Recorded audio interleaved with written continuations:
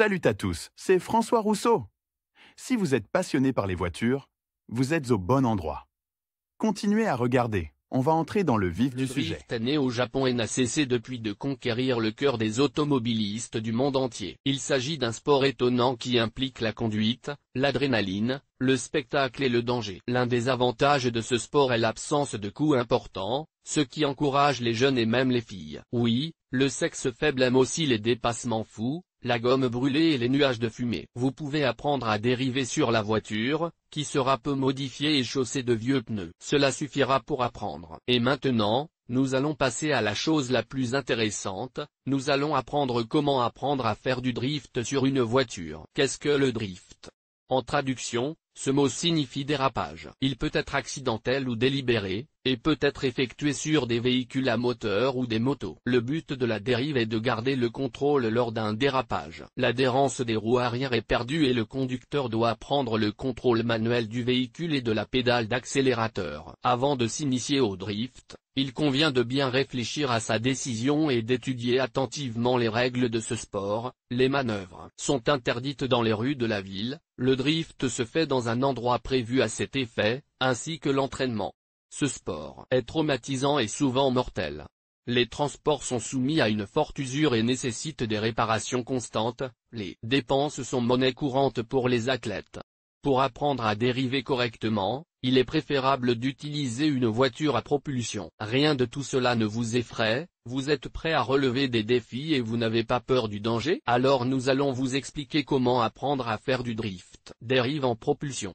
Tout d'abord, entrons dans la physique du dérapage pour mieux comprendre le processus. Au moment du dérapage, les roues arrière sont forcées de commencer à glisser, ce qui est facilité par une forte augmentation du couple. La trajectoire du véhicule doit permettre à la partie arrière du mouvement d'être en avance sur la partie avant de la voiture. Si des conditions particulières sont réunies, la voiture sera en dérapage jusqu'à la fin du virage. Une fois le virage terminé, les roues arrière adhèrent à la chaussée, ce qui permet à la voiture d'adopter une position stable. Pour commencer l'entraînement au drift, il est nécessaire de savoir en quoi consistent les étapes d'un dérapage effectué sur une voiture à propulsion arrière. Le dérapage est obtenu en déplaçant le centre de gravité de la voiture vers l'essieu avant. Cet effet peut être obtenu par un freinage bref. Dès que le poids est déplacé, la voiture est dirigée vers le virage et les roues arrière glissent. Le conducteur doit rapidement tourner le volant dans la direction du virage et augmenter le couple avec la pédale d'accélérateur. Le dérapage est maintenu tout au long de sa trajectoire en conservant une vitesse suffisante de l'unité motrice. Dans ce cas, les roues arrière sont en dérapage constant. La commande de direction corrige la direction du mouvement du véhicule. La voiture peut quitter la manœuvre d'elle-même. Pour éviter cette situation, on augmente le régime moteur et on prend un angle de braquage plus important. Le gaz doit être contrôlé, si vous en faites trop, le dérapage cessera d'être contrôlable et la voiture se retournera. La sortie de la manœuvre nécessite un relâchement en douceur de la pédale d'accélérateur. Les roues motrices doivent sortir du dérapage et la voiture sera mise à niveau par la direction. Si vous réduisez brusquement le régime, la voiture deviendra instable et devra prendre une autre direction. Lire aussi, bien régler les rétroviseurs, ce sont les bases de la dérive en roue arrière qu'il faut bien apprendre. Sans cela, il ne sera pas possible d'apprendre le drift. Le processus d'apprentissage se fait selon les principes suivants: choisir un endroit vaste et dégagé pour dériver, sans personne ni autre voiture. La vitesse et l'angle de dérapage doivent être augmentés progressivement jusqu'à ce que le comportement de la voiture soit bien ressenti. Dérive sur une traction avant. Une fois la propulsion arrière maîtrisée, vous pouvez vous familiariser avec la conduite en traction avant. Ce processus peut être réalisé de plusieurs manières. Nous allons examiner chacune d'entre elles. La première option est réalisée comme suit. Avant la manœuvre, le rapport est rétrogradé, le régime est augmenté et la force centrifuge est générée par le freinage. L'embrayage est le point mort. Le talon du pied droit appuie sur l'accélérateur et la pointe sur le frein. Dans ce cas, les régimes sont synchronisés instantanément. Débrayage, rétrogradage.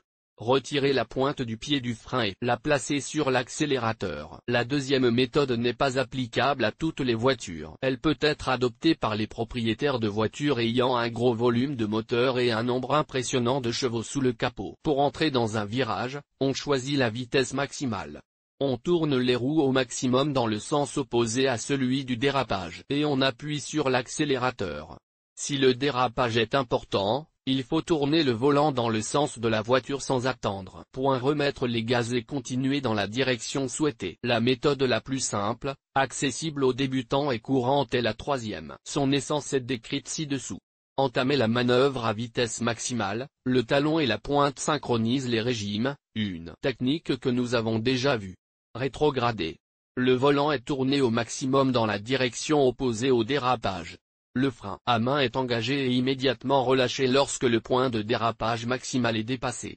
Le régime ne doit pas être réduit. Mise à niveau du volant dans le sens de la marche. Lire aussi, comment un conducteur doit-il agir correctement en cas de dérapage en fonction du type de conduite de la voiture. Dériver sur une boîte automatique. Sur la boîte automatique, vous pouvez également faire du drift. Ici, il y aura ses propres nuances. Il existe 3 techniques, chacune d'entre elles étant examinée ci-dessous. L'utilisation du frein à main est une technique courante qui est souvent utilisée dans la pratique. Son principe est le suivant, la voiture est à l'arrêt, désactivez le système de stabilisation DSC en appuyant longuement sur le bouton. Environ 3A. Un triangle jaune doit s'allumer sur le tableau de bord pour indiquer que les systèmes sont désactivés. Placez la boîte de vitesse automatique en position D, puis déplacez le levier vers la gauche jusqu'à DS. Enclenchez la deuxième vitesse pour éviter le passage automatique des vitesses lorsque les roues tournent. S'approcher du virage et tourner légèrement le volant de l'autre côté, puis encore moins du côté du dérapage. En même temps, levez le frein à main, le bouton arrière doit être enfoncé. Au bout d'une seconde, relâchez le frein, en entrant dans le dérapage. En même temps, ajoutez de l'essence, plus d'essence, plus de rayon et vice-versa. Au moment de sortir de la manœuvre, maintenir la pédale d'accélérateur, de cette façon l'accélération ne sera pas saccadée. L'accélérateur doit être en position ouverte, complètement ou à moitié. L'accélérateur doit être relâché doucement pour se stabiliser, tout en relâchant l'accélérateur. Le contre-braquage consiste à déplacer le véhicule dans une direction différente de celle de la manœuvre. Les actions du conducteur doivent être les suivantes. Lors d'une manœuvre à droite, la voiture est dirigée en douceur vers la droite. Un virage serré vers la gauche s'ensuit, visant non pas le sommet de la manœuvre, mais légèrement le point de coupure du virage. La voiture bascule et ses roues arrière glissent vers l'extérieur du virage. Pour ajouter de la puissance après le contre-braquage, rétrograder, pour les roues arrière motrices et les 4 roues motrices, ou relâcher l'accélérateur pour les roues avant motrices. Le contre-braquage est basé sur le coup de fouet dynamique. Ce phénomène augmente la rotation du véhicule dans la phase finale de la manœuvre. Le frein à main est utilisé pour entrer dans la manœuvre. Lorsque le véhicule tourne son avant dans une direction différente de celle de la manœuvre, le volant est tourné activement et la traction est éteinte tardivement.